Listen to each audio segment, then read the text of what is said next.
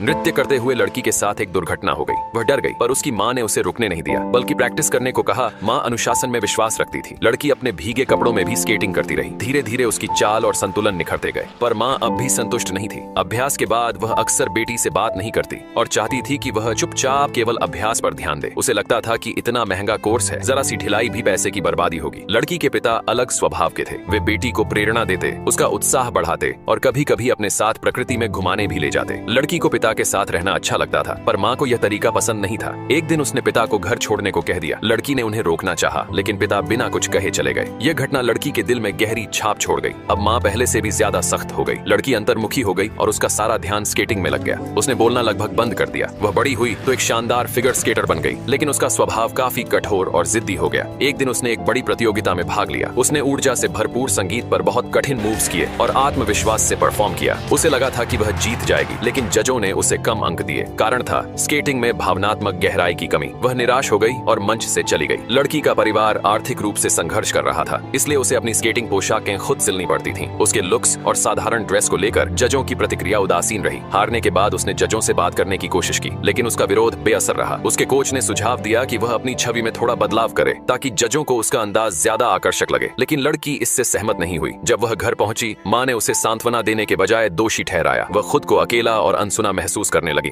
कुछ समय बाद लड़की ने अपने बॉयफ्रेंड के साथ नया जीवन शुरू किया। उसने खुद को बदलना शुरू किया, बाहरी रूप से नहीं बल्कि अंदर से। फिर आई राष्ट्रीय प्रतियोगिता की घड़ी। इस बार लड़की ने शास्त्रीय संगीत पर प्रस्तुति देने का निर्णय लिया। उसने एक सुंदर और गरिमापूर्ण स्केटिंग ड्रेस पहनी। मंच पर आते ही एक अजनबी ने उसका ध्यान भटकाने की कोशिश की। बाद में पता चला यह माँ की योजना थी, ताकि लड़की दबाव में बेहतर कर सके। लेकिन इस बार लड़की तैयार थी। उसने आत्मविश्वास और गरिमा के साथ परफॉर्म किया और एक बेहद कठिन स्केटिंग मूव ट्रिपल एक्सल को पूरी तरह संतुलित तरीके से पूरा किया। वह ऐसा करने वाली पहली अमेरिकी महिला बन गई। दर्शकों ने खड़े होकर तालियां बजाईं। लड़की जीत चुकी थी, सिर्फ प्रतियोगिता नहीं बल्कि खुद से भी।